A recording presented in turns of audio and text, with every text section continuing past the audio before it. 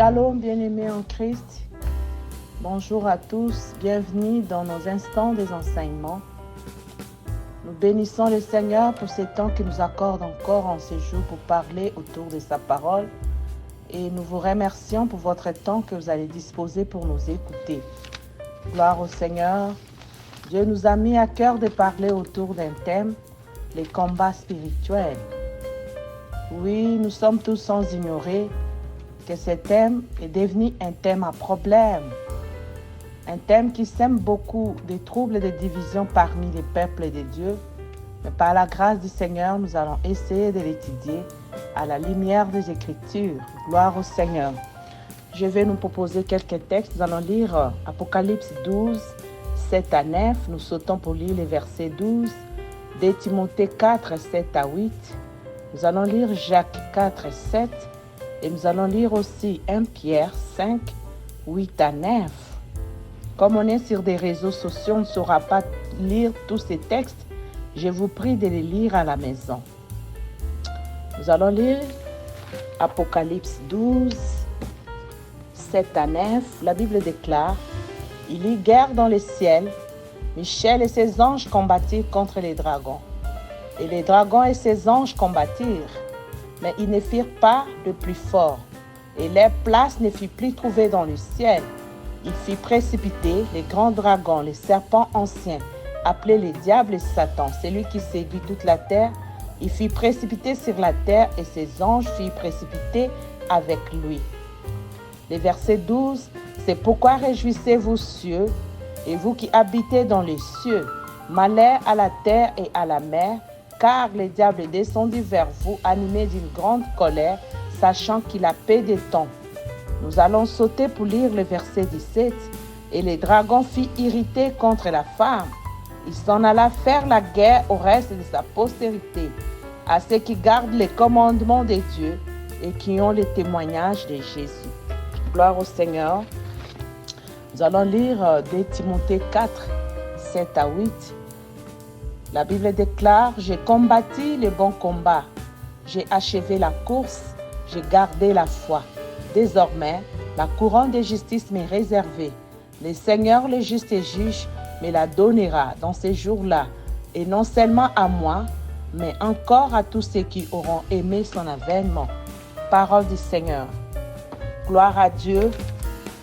Oui, bien-aimés, nous parlons sur le combat spirituel. Qu'il me soit permis de vous dire d'emblée, peuple de Dieu, que le combat spirituel est réel. Pour une petite histoire, selon les textes que nous venons de lire d'Apocalypse 12, 7 à 9, et le verset 12, il y eut guerre dans le ciel. Michel et ses anges combattirent contre les dragons, et les dragons et ses anges combattirent. Alors, qui est les dragons? Les dragons, c'est le diable, appelé autrefois Lucifer, celui qui était chargé de l'adoration de Dieu. Le chef de tous les musiciens, qui louaient et adoraient Dieu au ciel. Et quand Lucifer a vu la louange et l'adoration qu'on adressait à Dieu, l'envie, la jalousie, l'orgueil étaient montés dans son cœur. Il voulait aussi que les anges l'adorent à la place de Dieu. Il a réussi à entraîner certains anges qui commencèrent à l'adorer en lieu et place de Dieu.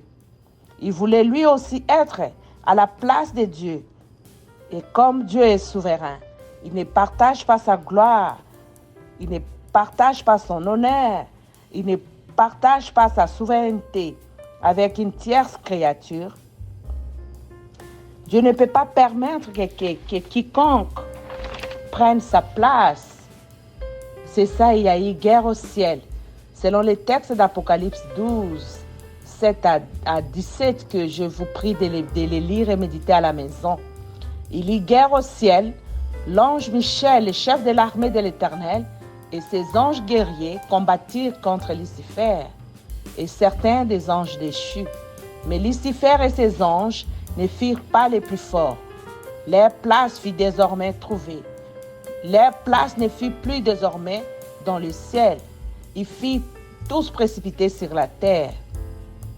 C'est ça, Apocalypse 12 nous dit « Malheur à la terre et à la mer, car le diable descendit vers vous, animé d'une grande colère, sachant qu'il a paix des temps. » Oui, bien-aimés dans le Seigneur, le diable descendit sur terre, animé d'une grande colère.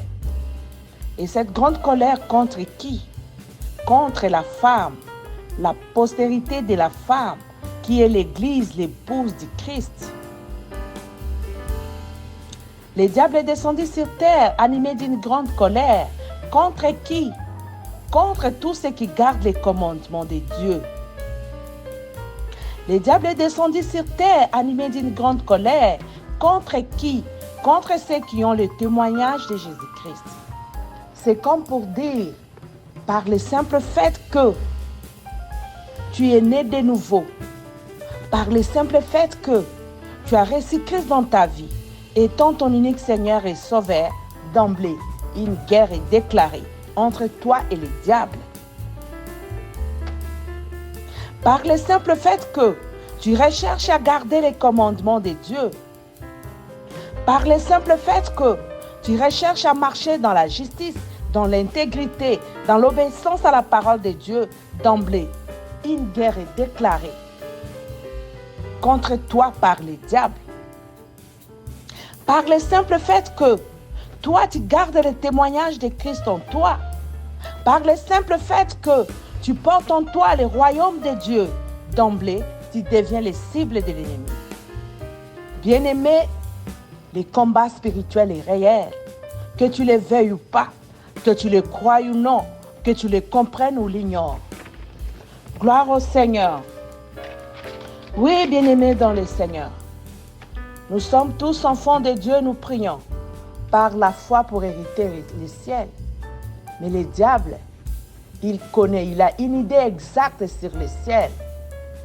Il connaît combien les rues du ciel sont pavées d'or. Il connaît la gloire prochaine que le Seigneur a préparée pour nous. Mais comme lui fut précipité, il est jeté sur terre avec comme finalité le feu éternel. Il ne veut pas y aller seul. Comme il a réussi à entraîner d'autres anges, les anges déchus qu'il a entraînés, et ils ont été précipités avec lui, il veut aussi amener d'autres créatures de Dieu avec lui dans le feu éternel.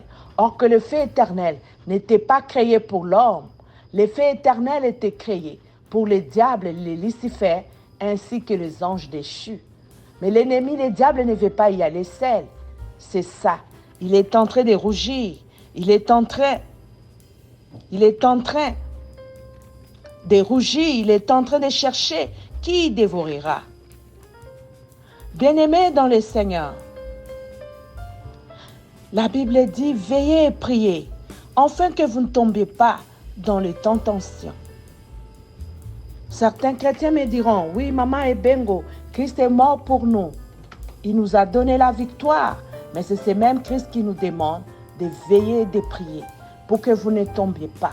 Parce que l'ennemi il est en train de rôder comme un lion rugissant, cherchant qui il dévorera.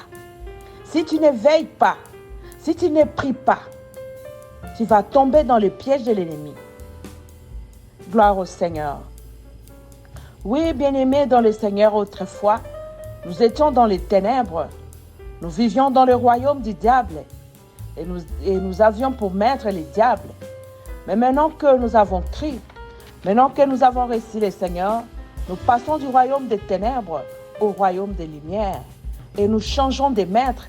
Jésus-Christ devient notre maître. Les diables ne supportent pas ces changements d'identité. Les diables ne supportent pas ces transferts.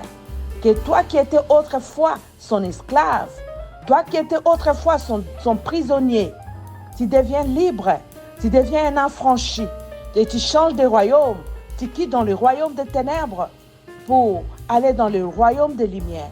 Tu changes de maître. Lui, il n'a plus d'emprise sur toi. Le diable ne supporte pas. Il te voit comme un prisonnier qui s'est évadé de sa prison.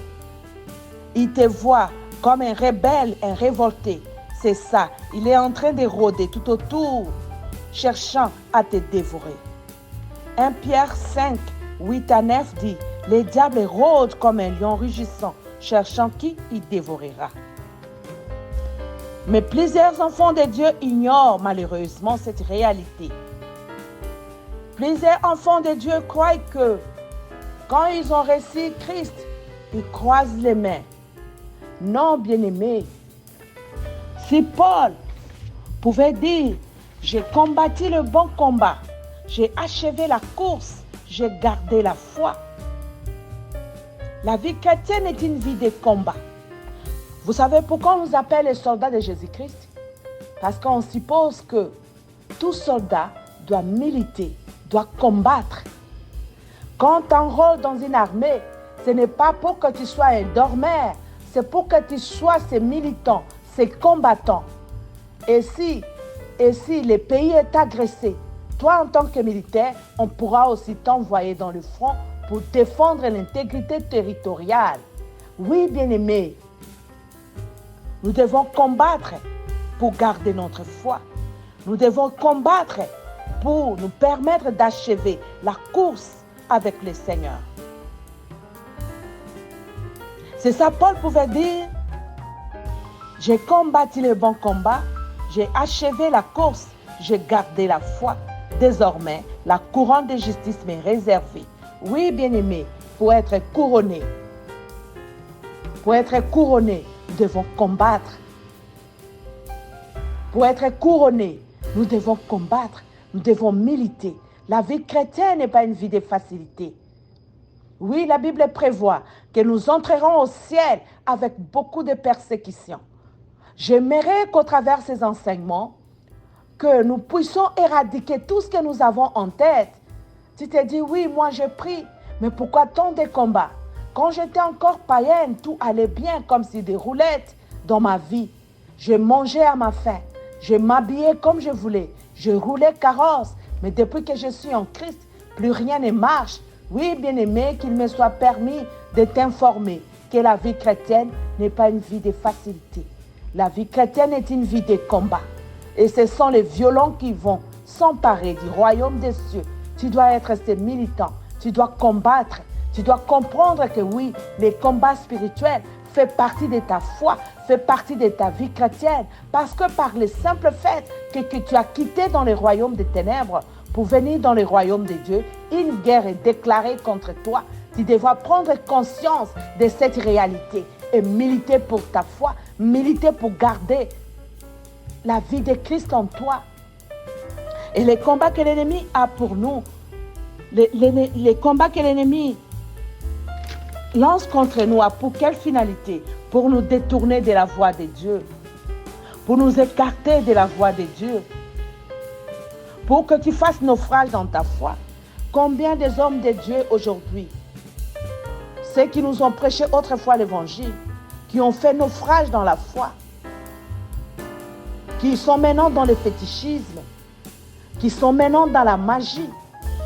Ils veulent soutenir Dieu, ils veulent soutenir l'œuvre de Dieu en s'alliant avec les gens de la cabale juive, qui n'est rien d'autre que la sorcellerie juive.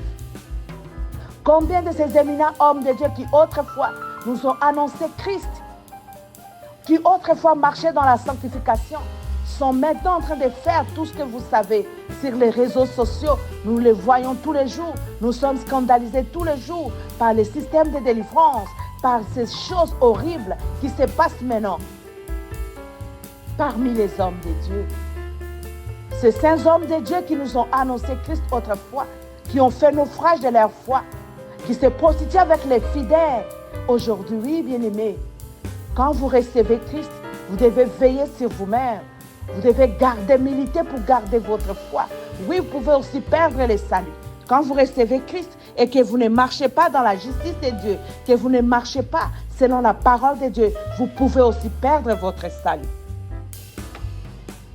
David a dit, « L'Éternel est celui qui exerce mes mains au combat et mes doigts à la bataille. » Oui, bien-aimé, tu es le soldat ou la soldat de Jésus-Christ.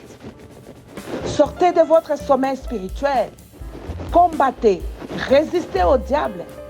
combattez contre les dominations. La Bible déclare, nous n'avons pas à lutter contre l'eau et les sang, mais nous avons à lutter contre les dominations, contre les principautés, contre les princes de ce monde des ténèbres, contre les esprits méchants dans les lieux célestes.